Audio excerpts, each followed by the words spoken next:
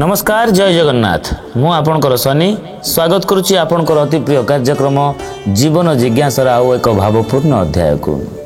मन भितर से गणेश पूजा को लेकिन आउ गोटे जिज्ञासा टी जाग्रत होती तेरे यार संपूर्ण समाधान रखापे आम सहित जोड़ी होती आमर अति प्रिय ज्योतिर्विद एवं वास्तुविद पंडित चित्तरंजन महापात्र। नमस्कार जय जगन्नाथ। नमस्कार। आमे मध्य जानिचु समस्ते जानिचंती मुख्यतः गणेश चतुर्थी एवं सरस्वती पूजा पिला मानक खड़ी छुआ जाए पिला माने निजर विद्यारंभ करती तेबे गणेश पूजा दिन पिला मानकर जो विद्यारंभ करिवार जो आमर गोटे परंपरा रही एटा सठिक उचित ना नहीं एवं ता सहित शुभ बेलाटी कौन रहिबो? निश्चित भाव में आम पूर्व मध्य आलोचना करुले ए वर्ष जो गणेश चतुर्थी पड़ुछि 27 अगस्त 2025 रीख बुधवार दिन 27 तारीख अगस्त मास 2025 रीख बुधवार दिन एवं भाद्र मास आम ओडिया कह भाद्र मास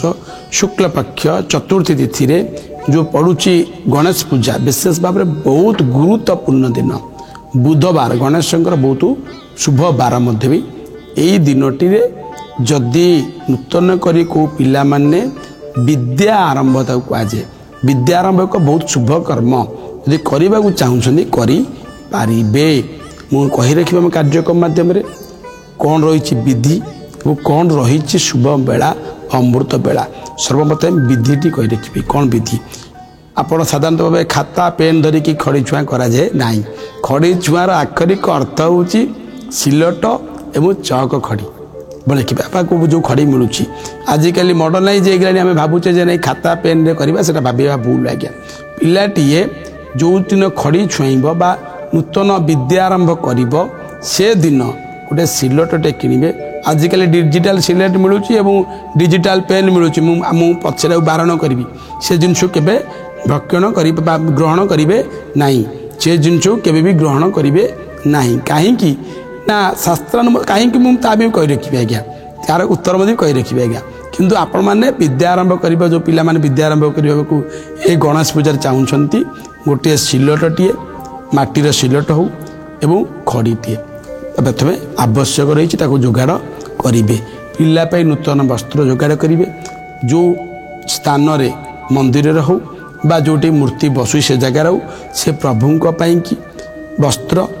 बाकी पूजा सामग्री जहाँ आवश्यक रही नड़िया आपणकर घरे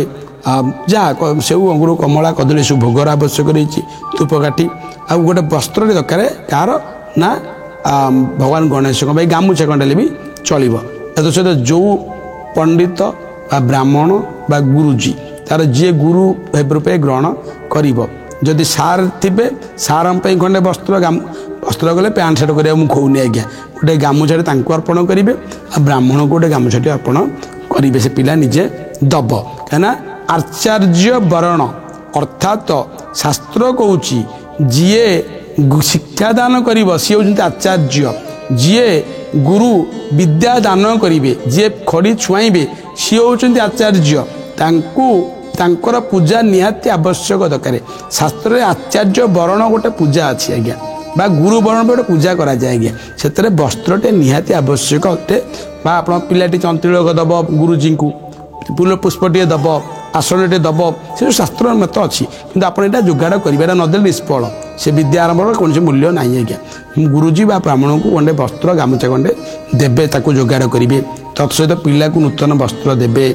जीन पैंट गंजी एसु पिंधा देवे नहीं आज्ञा बर्तमान शास्त्र मत यहाँ नुहे नॉर्मल कपड़ा नॉर्मल ड्रेस पैंट सार्ट जो पिंधा जाए पिला स्कूल जो पैंट सार्ट पिंधे साधारण पैंट सार्ट व्यवहार करने देवे से दिन तत्सहित कौन रखिए कौन करेंगे सिलट खड़ी कहीं कहली आवश्यक अच्छी पिला सर्वप्रथम ब्रह्मा विष्णु महेश्वर तीनोटी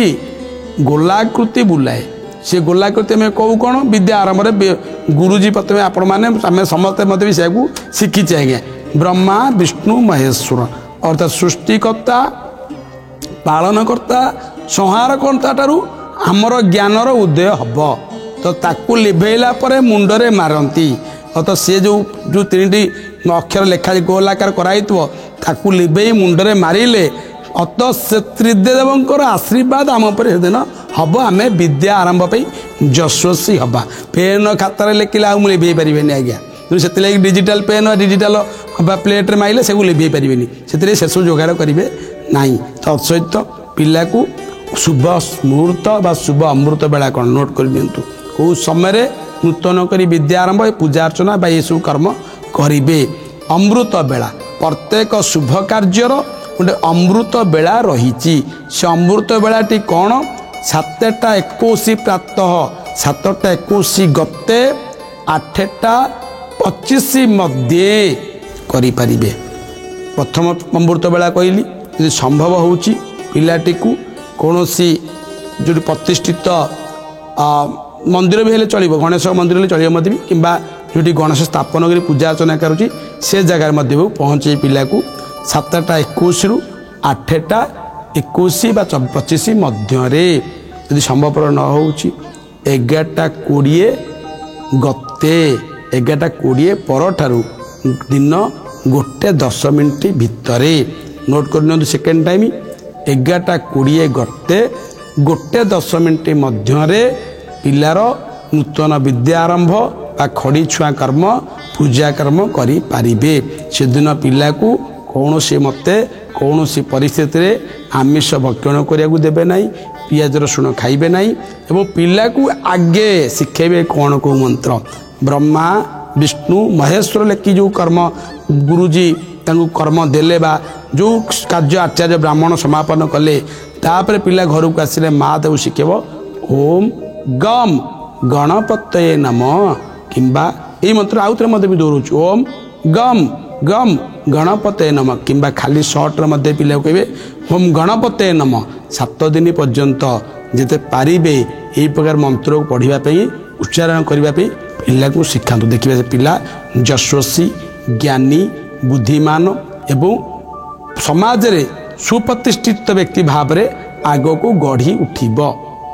ମନରେ ଜାଗ୍ରତ ହୋଇଥିବା ଜିଜ୍ଞାସା ଉପରୁ ଏତେ ସୁନ୍ଦର ଭାବରେ ପରଦାଟି ହଟେଇଥିବାରୁ ବହୁତ ବହୁତ ଧନ୍ୟବାଦ। ଆଶା କରୁଛି ଆପଣମାନେ ମଧ୍ୟ ନିଜ ପିଲାମାନଙ୍କର ଏହି ପବିତ୍ର ଗଣେଶ ଚତୁର୍ଥୀ ଅବସରରେ ବିଦ୍ୟାରମ୍ଭ କରେଇକି ତାଙ୍କର ଉଜ୍ଜଳ ଭବିଷ୍ୟତ କାମନା କରିପାରିବେ। ଜୀବନ ଜିଜ୍ଞାସା କାର୍ଯ୍ୟକ୍ରମରେ ଆଉ କିଛି ଜିଜ୍ଞାସାମୂଳକ ପ୍ରଶ୍ନ ତାର ଅତି ସୁନ୍ଦର ସମାଧାନ ସହିତ ପୁଣି ଥରେ ଫେରିଆସିବ। ଆଜି ପାଇଁ ଏତିକି, ରହିଲୁ, ନମସ୍କାର।